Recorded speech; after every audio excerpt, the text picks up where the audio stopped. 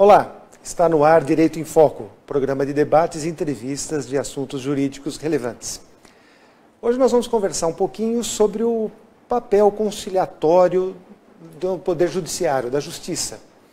É uma situação assim, relativamente nova para muitos, embora dentro das legislações e da história do direito isso já vem há milênios. Mas se torna um debate importante porque nós temos uma geração de advogados, juízes, promotores e a própria população ainda não conhecendo todas as características e todas as possibilidades dessas questões conciliatórias dentro do Poder Judiciário, dentro da Justiça. E para a gente conversar sobre esse assunto, ninguém melhor que a professora, advogada, doutora Juliana Magatti Aguiar, amiga do Direito em Foco, há quase 2 anos atrás, nos concedeu 2 entrevistas sobre um tema que fez um enorme sucesso à época, e hoje ela retorna para nos ensinar um pouquinho sobre essa questão conciliatória, né, o papel conciliatório no Poder Judiciário.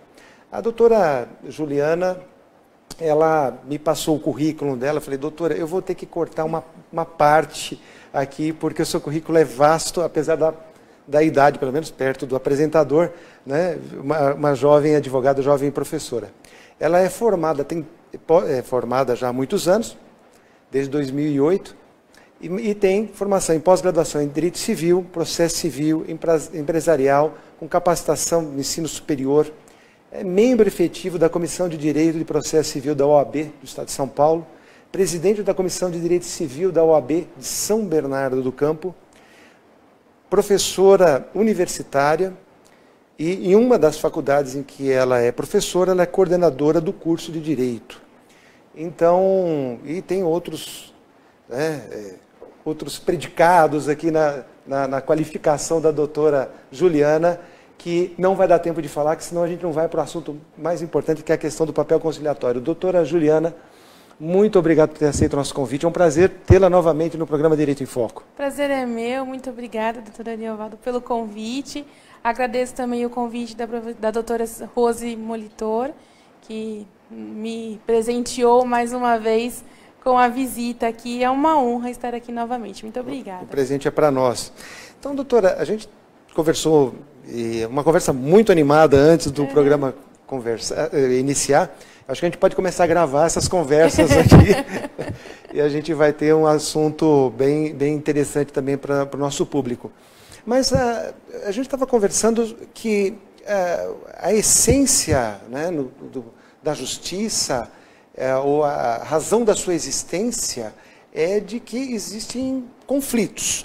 Normalmente há uma pretensão, alguém quer alguma coisa, outro alguém resiste, porque os bens da vida são limitados. Quer dizer, se eu tenho uma caneta, né, e eu quero esta caneta, outra pessoa quer a caneta, é uma caneta só e nós temos um conflito. E a tradição, pelo menos a tradição básica surge o conflito e nós temos um confronto. Né? E parece que a tendência moderna é não ter mais o confronto, é isso, doutora? Na verdade, não é uma tendência moderna. Essa situação da conciliação, da composição, vamos dizer assim, ela não vem de hoje. Então, tem muitas pessoas que dizem, sofremos uma reforma na legislação em 2015, então com isso surgiram-se os métodos alternativos de solução de conflito, e é a partir daí que surgiu essa situação da conciliação. Não é bem por aí. Se a gente for analisar no direito romano, nós já tínhamos essa possibilidade de soluções de conflitos sem a necessidade da presença do Estado. Lá nós não tínhamos o Estado. Nós tínhamos, às vezes, a figura de um sacerdote, porque nós temos uma figura do direito canônico, que tentava solucionar esse conflito quando as partes não conseguiam fazer isso de uma forma sozinha. Então, não é uma inovação, vamos dizer assim. O que existe, na verdade, são estudos que mostram formas diferentes de se solucionar esse conflito. E tentar tirar um pouco essa questão cultural de que tudo tem que ser resolvido perante um juiz, tudo tem que ser resolvido perante um processo, perante um confronto. Não ter a necessidade de um confronto, e sim a necessidade de uma solução de conflito pelas próprias partes, porque ninguém melhor do que elas para solucionar o problema. Quando eu digo novo, é mais num conceito de cultura, porque a cultura, pelo menos no Brasil, de 40, 50 anos atrás, pelo menos, era de que a formação, por exemplo, dos advogados, era para o processo, para as questões já judicializadas. Então, o advogado, o melhor advogado é aquele advogado que era mais combativo, que era mais brigão, que fosse para cima do adversário, que não baixasse a guarda em nenhum momento. Mas parece que isso está ficando um pouco para trás, não, doutora Juliana? Está ficando um pouco para trás. Dentro do mundo universitário hoje em dia, nós, como docentes, tentamos ao máximo fazer com que essa nova geração de advogados que estão vindo venham não nessa força do embate, e sim nessa força da tentativa de solucionar o conflito da forma menos dolorosa para as partes. A gente tenta fazer isso, nós tentamos mostrar que não existe mais a necessidade do embate, e sim a necessidade de sentar, de se conversar, mas a gente ainda esbarra numa questão cultural. Nós ainda temos um problema cultural muito grande no Brasil, porque muita gente deve ter ouvido a famosa frase, então eu vou atrás dos meus direitos. E aí esse atrás dos meus direitos é provocar o Poder Judiciário, mexer com toda a máquina do Poder Judiciário, por uma situação que poderia ser resolvida por uma conversa, por um ceder um pouco de cada lado. Então, a gente tem tentado fazer com que essa nova geração de advogados que vem vindo, eles venham com uma semente da não necessidade do embate. De que um advogado bom não é o advogado que briga, que bate na mesa. Que, às vezes, o advogado bom é aquele que soluciona o problema do cliente dele. E, às vezes, de uma forma mais amena. Então, é a nossa esperança como professores. Agora, essa questão cultural é importante, passa pelos advogados e tem que passar também pelo Poder Judiciário. Os juízes têm que estar também abertos. Nós estávamos conversando antes do programa e falando sobre uma característica, por exemplo, do Poder Judiciário trabalhista, que já tinha uma tradição, já há tempos, de favorecer a conciliação. Então, os magistrados trabalhistas já têm essa tradição.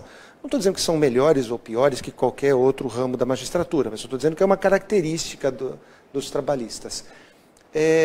Essa cultura também tem que avançar para os magistrados, imagino, porque senão não adianta essa nova geração de advogados e os magistrados não facilitarem nas instruções. Sim. Quando os processos já estiverem, porque a conciliação também é possível depois que o processo está instaurado.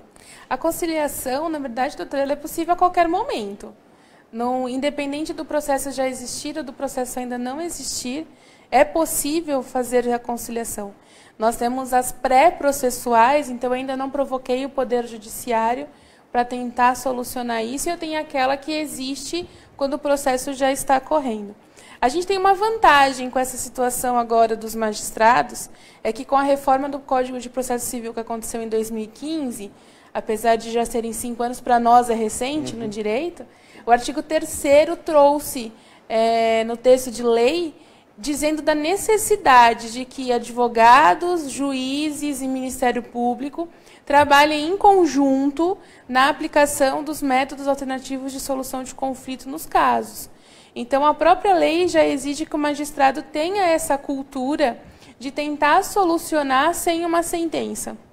E vou além.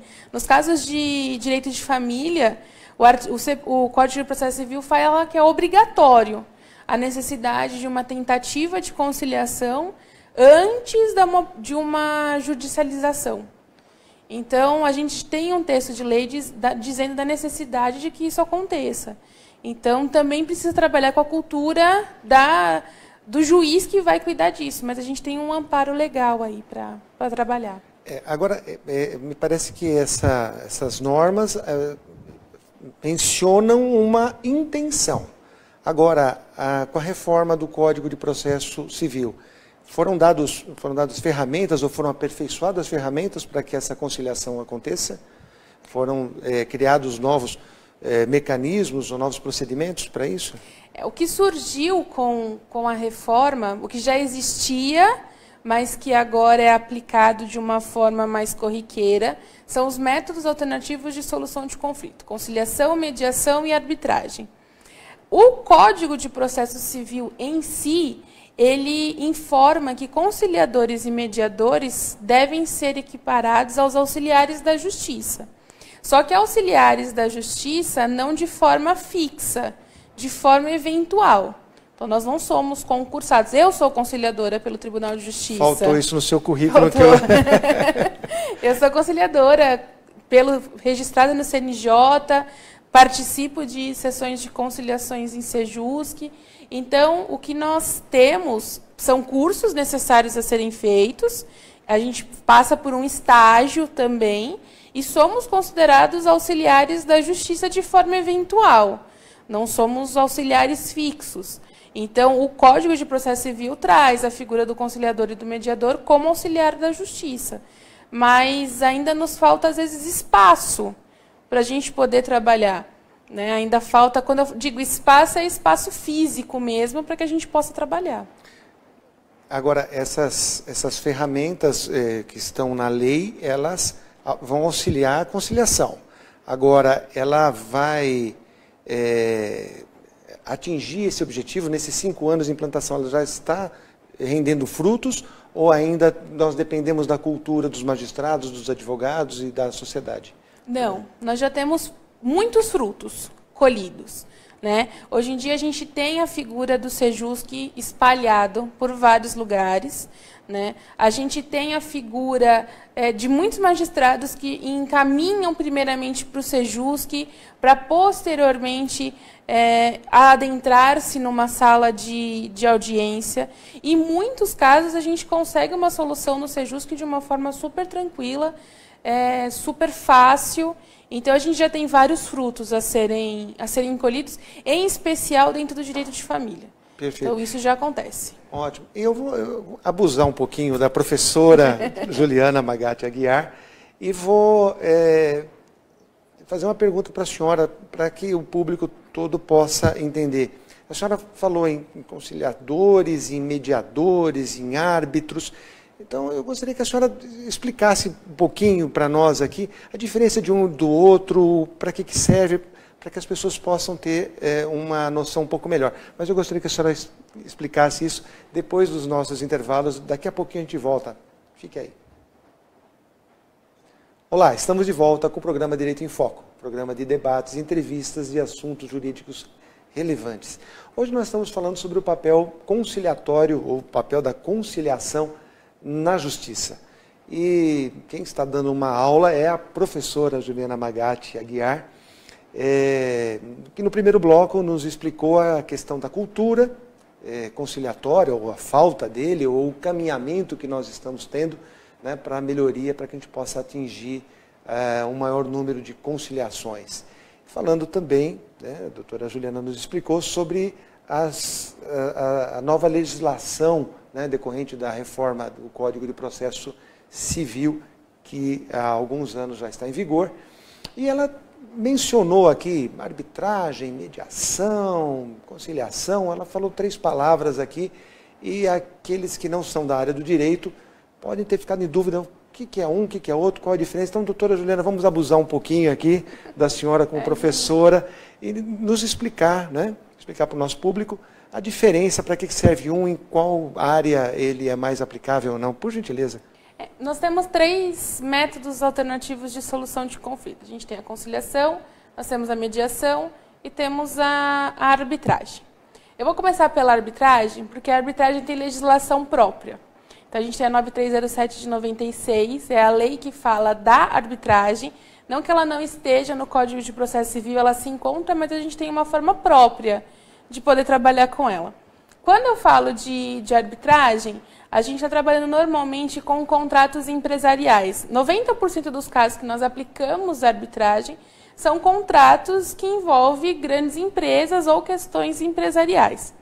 Ela vem numa opção no lugar da cláusula de foro de eleição, que é quando as partes optam por um local aonde possa se discutir esse contrato. É uma opção, você pode manter a cláusula de foro de eleição ou optar pela arbitragem. Como que a arbitragem funciona? Nós temos a figura do árbitro, pessoa essa é escolhida pelas partes do contrato, que caso ocorra algum tipo de problema nesse contrato, esse problema vai ser solucionado por meio da arbitragem, por meio de uma câmara arbitral com um árbitro, através dessa conversa prévia que já foi feita pelas partes. A vantagem da arbitragem é que aquilo que for decidido na arbitragem não cabe recurso. O Poder Judiciário só é provocado numa eventual execução. Então, caso não tenha um cumprimento de forma voluntária, nós executamos no Poder Judiciário. Mas o que for resolvido na arbitragem, ele tem força de sentença, vamos dizer assim. Depois nós temos a conciliação, que é a mais famosa, todo mundo escuta, vou conciliar. Né? Na conciliação, nós temos a figura do conciliador. Dentro da conciliação, nós discutimos mais questões de valores. Então, eu sempre gosto de trabalhar com a batida de um carro. Quando ocorre a batida de um carro, então um está certo, outro está errado, na verdade não tem certo nem errado, às vezes. O que nós temos é levar esse caso para a conciliação. O conciliador tem a possibilidade de apresentar algum tipo de proposta. Então, ele pode apresentar alguma proposta na situação monetária, por exemplo, ou um conserta o carro do outro. O conciliador trabalha apresentando proposta para as partes envolvidas. Na mediação, nós trabalhamos mais as situações de sentimentos que estão envolvidos. Então, as partes que procuram a mediação, elas têm algum tipo de vínculo. Por isso que a mediação ela é muito aplicada no direito de família, que existe essa questão do sentimento que envolve as partes. Então, na mediação, o mediador não tem essa possibilidade de uma proposta. Qual que é a função do mediador ali? É fazer com que as partes enxerguem o problema sob outra ótica. Então, é caminhar com essas partes, através, às vezes, de sessões de mediações, para fazer com que eles enxerguem de um outro jeito, mas sem necessariamente ser feita uma proposta como o conciliador faz. Então, são 3 figuras distintas. Ok, então, deixa eu ver se eu entendi. Vou fazer uma chamada oral aqui, professora.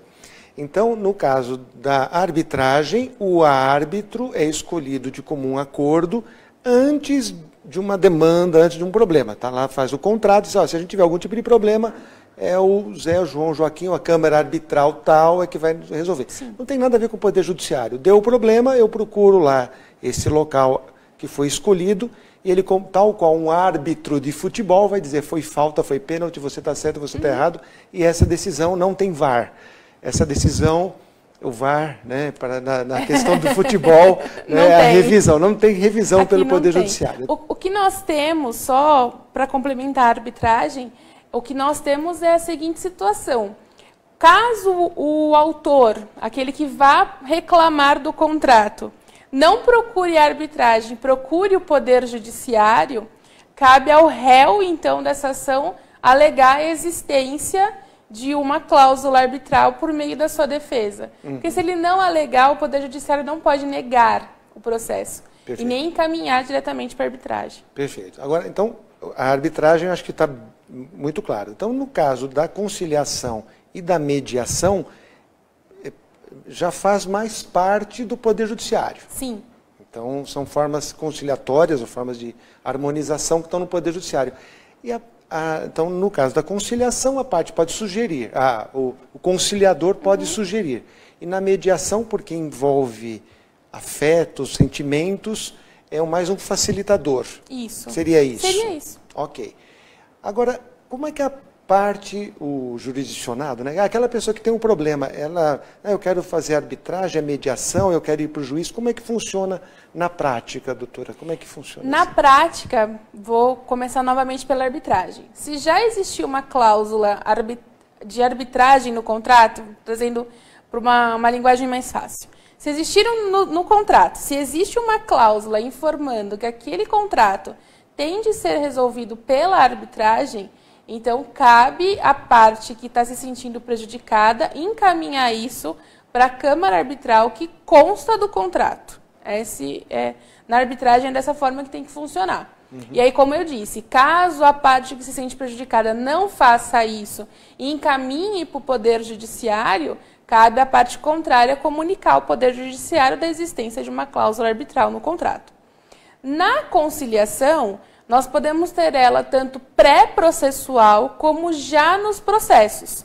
Como que funciona o pré-processual? Nós temos a figura hoje do CEJUSC, que são os centros judiciais feitos pelo Tribunal de Justiça. Então, a gente fala que eles são um braço do Tribunal de Justiça, onde nós temos a figura dos conciliadores, nós temos funcionários do próprio Tribunal de Justiça, na intenção mesmo de ajudar a população a resolver esses conflitos. Então, caso alguém tenha algum conflito que precisa ser solucionado, procure o CEJUSC mais próximo, e lá tem todo um amparato para que isso possa ser resolvido. E o CEJUSC vai dizer se o melhor é uma conciliação ou se o melhor é uma mediação. Todas as cidades já têm CEJUSC? Nem todas as cidades possuem CEJUSC. A gente ainda tem uma falta desse centro em alguns lugares, né? Mas a maioria já foi feita a implantação. Por exemplo, CEJUSC na região de Diadema foi implantado no final do ano passado. Então, era um local que ainda não se tinha. Na região do ABC, São Caetano, Santo André, Mauá, Diadema, eles já possuem o seu CEJUSC. Então, a pessoa que tem algum problema, que não queira o Poder Judiciário, uma sentença, pode procurar o CEJUSC para obter essa facilitação para a solução do seu problema. Pode. Agora, se nós já temos um processo, já existe um processo dentro do Poder Judiciário, cabe aos advogados que solicitem que seja feita uma sessão de conciliação entre as partes, para que então tenha também todo esse amparato do CEJUSC ou do próprio juiz na tentativa da solução do problema. Então, se já existe um processo, é importante que as partes, através dos seus advogados, comuniquem os juízes a intenção de solucionar isso por meio da conciliação ou por meio da mediação. Aí depende de cada caso. Entendo.